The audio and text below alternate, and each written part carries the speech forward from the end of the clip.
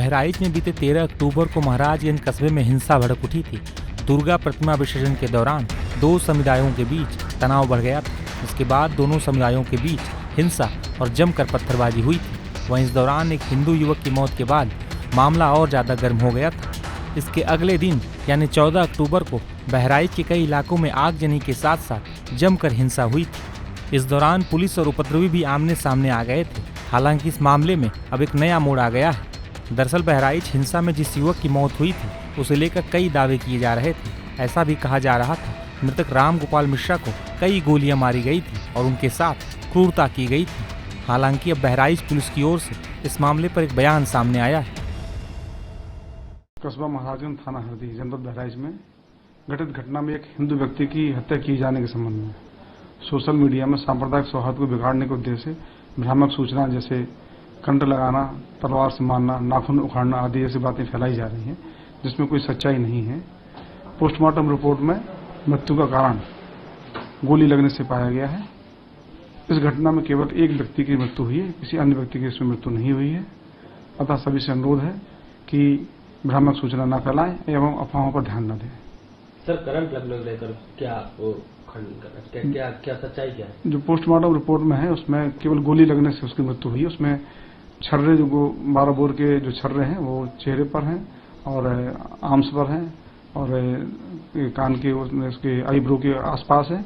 अतः पूर्ण रूप से जो मृत्यु का कारण है वो गोली लगने से इसमें पोस्टमार्टम रिपोर्ट में पाया गया है। और सभी से अपील है, अनुरोध है कि सांप्रदायिक सौहार्द को बनाए रखने के लिए अफवाहें न फैलाएं, न ही भ्रामक सूचना फैलाएं। सर, क्या पैर के अंगूठों में चोट क्या पाई गई? क्या सीएमओ साहब ने बताया कि पैर के अंगूठों में चोट पाई गई जिससे नाखून निकल गया या क्या हुआ, क्या है पूरा? जहां तक पोस्टमार्टम रिपोर्ट के अवलोकन से है उसमें कहीं भी नाखून उखाड़ने जैसी कोई बात उसमें नहीं लिखी गई है और न ही तलवार वाली बात है, न ही करंट लगाने जैसी कोई बात उसमें पाई हुई है। और ये पीएम रिपोर्ट भी ये आरटीआई के माध्यम से प्राप्त की जा सकती है। बहराइच पुलिस के एक्स हैंडल से भी एक पोस्ट जारी कर अफवाह न फैलाने की अपील की गई है।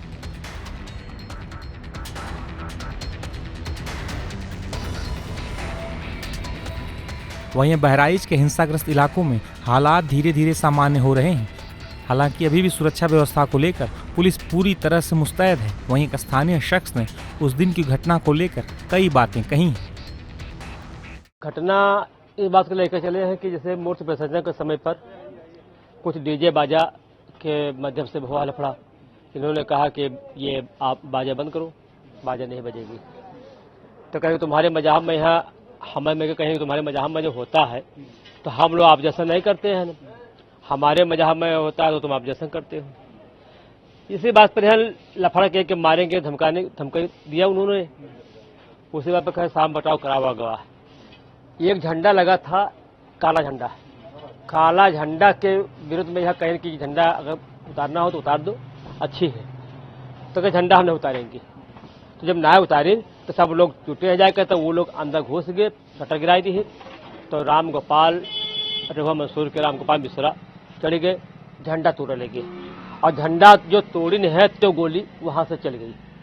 अंदर से गोली चली तो ये गोली के माध्यम से राम गोपाल की मृत्यु हो गई। नहीं, अभी तो जिस तरीके से मौत हुई, अब स्थिति क्या है? आप लोग किस तरीके से सुरक्षा का एहसास कर रहे हैं? स्थिति यही है कि हमारे भाई सरोज कुमार तिवारी जो है चोट काफी लगी है और उधर से विपक्षी लोग जो है तो मार देने था लगा है। बेहोशी के हालात में बहराइच में से रेफर कर दिया गया लखनऊ भर्ती है। सरोज कुमार तिवारी की मोटरसाइकिल भी जला दी गई है। आपके सामने साक्षी पड़ी है, कोयला देखो वो जगह। बहराइच में तनाव के बाद अब जनजीवन पटरी पर लौट रहा है। बहराइच के हालात की अपडेट लगातार राजधानी लखनऊ दी जा रही है। वहीं जब 15 अक्टूबर को बहराइच के एसपी वृंदा शुक्ला से इस मामले को लेकर बातचीत की गई थी, उन्होंने क्या कहा था, सुनिए। हम क्योंकि घूम रहे हैं, देख रहे हैं सड़कों पर पुलिस फोर्स बहुत ज्यादा है, तो इसका मतलब क्या ये समझें कि अभी भी कुछ लोग डरे हुए हैं या कुछ लोग डराने वाले हैं जिनको अभी आप लोगों को काबू करना है? नहीं, देखिए, जो डिप्लॉयमेंट है वो एहतियात के तौर पे किया गया है। एकदम कल एक सडन स्पर्ट ऑफ डिस्टर्बेंस हुआ है, तो इसीलिए हम इतनी जल्दी कोई चांसेस नहीं ले सकते। एहतियात के तौर पे 3 से 4 दिन हम वॉचफुल रहना चाहते हैं। वैसे अभी स्थिति बिल्कुल नियंत्रण में है and if all stage well we will withdraw the deployment.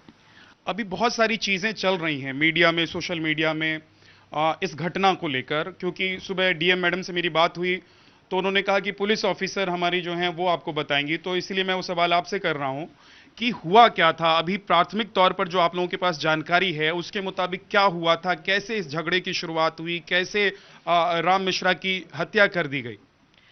जी, अभी तक जो हमारे पास एविडेंसेस आए हैं मोस्टली वीडियो फुटेज के रूप में, उससे ये स्पष्ट हो गया है कि 13 तारीख को जब दुर्गा मूर्ति विसर्जन के लिए एक जुलूस जा रहा था, तो जब वो एक मस्जिद के सामने से गुजर रहे थे तो वहाँ पे म्यूज़िक बजाने को लेके कुछ विवाद हुआ और जिन लड़कों ने मुस्लिम पक्ष से आपत्ति व्यक्त की उस पर, उन्हीं के कारण ये कॉन्फ्रंटेशन सारा आपस में शुरू हुआ। सांप्रदायिक तनाव की स्थिति उत्पन्न हुई जो कि एक बहुत दुखद घटना में रिजल्ट हुई, जिसमें एक हिंदू लड़के की गोली मार के हत्या कर दी गई। तो पुलिस द्वारा तत्काल इसका संज्ञान लिया गया, इसमें तत्काल मुकदमा पंजीकृत किया गया, एक व्यक्ति की गिरफ्तारी भी हो गई और बहुत जल्द बाकियों की भी गिरफ्तारी होने वाली है। हमने सभी के लोकेशंस पे जीरो इन कर लिया है। लेकिन वो जो एक सांप्रदायिक तनाव की स्थिति बनी हुई थी, उसका दुरुपयोग कुछ उपद्रवियों द्वारा किया गया और कल फिर अगले दिन कुछ जो ऐसे थोड़े से संवेदनशील गांव उस क्षेत्र से सटे हुए हैं और वो महाराजगंज जो कस्बा है, वहां पे कुछ उपद्रवियों द्वारा इस सांप्रदायिक तनाव की स्थिति का दुरुपयोग करते हुए आगजनी की गई, तोड़फोड़ की गई, कुछ लूट की घटना की गई। तो उसके कारण जो है थोड़ा सा कानून व्यवस्था की स्थिति में डिस्टर्बेंस आया और फिर हमको उसको नियंत्रण में लेना पड़ा। कुछ रिपोर्ट्स में आपको लेडी सिंघम के तौर पर बताया जा रहा है और उम्मीद ये की जा रही है कि जो मुख्य आरोपी है मोहम्मद हामिद, वो जल्द से जल्द पकड़ा जा सके। तो क्या लग रहा है कि उसको पकड़ने में आप लोगों को कितना टाइम और लगेगा? बहुत कम समय अब हमें लगेगा। हमारी जो विभिन्न टीम्स हैं निरंतर इस पे कार्य कर रही हैं और बहुत जल्द सभी अभियुक्तों की गिरफ्तारी सुनिश्चित की जाएगी। एक दो सवाल मेरे और हैं मैम, प्लीज उसका आप जवाब दे दें, क्योंकि बहुत सारे नैरेटिव गढ़े जा रहे हैं। हम लोग क्योंकि यहाँ पर ग्राउंड पर देख रहे हैं और जो बाहर नैरेटिव गढ़े जा रहे हैं उसको थोड़ा सा आप ठीक कर दें तो बहुत अच्छा होगा। क्या म्यूजिक को लेकर झगड़ा हुआ था? क्या राम गोपाल मिश्रा झंडा उतारने के लिए पहले चढ़ गया था, इसकी वजह से झगड़ा हुआ था? और जो उपद्रवी थे, जिनके पास हथियार भी थे, जिनके पास ईंट पत्थर या जो भी था, वो उन्होंने पहले से प्लान किया हुआ था? देखिए, ये सब विवेचना का विषय है। इस तरह की जब एक डायनामिक सिचुएशन डेवलप होती है तो उस पे इस तरह एकदम से कोई टिप्पणी नहीं की जा सकती। जो प्राथमिक हमारे पास सूचना है वो यही है कि मस्जिद के सामने से जो जुलूस में म्यूजिक बज रहा था उस पे आपत्ति की गई, जबकि ये परंपरागत जुलूस है, हमेशा से चलते आए हैं। और उसके बाद जो एक सांप्रदायिक तनाव की स्थिति बनी वो डिटीरियोरेट होती चली गई और उसी के कारण ये इस तरह की आखिर में घटना हुई जिसमें एक व्यक्ति की मृत्यु हुई और बाकी सब विवेचना का विषय। क्या गाना बजाने को लेकर विवाद शुरू हुआ था? जी। और उसके बाद क्या झंडा उतारने की वजह से विवाद बढ़ गया? जी, ये वो सीक्वेंस ऑफ इवेंट्स उसके बाद डिटीरियोरेट होता चला गया। बहराइच हिंसा से जुड़े करीब 50 लोगों को पुलिस ने गिरफ्तार किया है, तो हिंसा में शामिल कई उपद्रवियों की तलाश में पुलिस जुटी हुई है।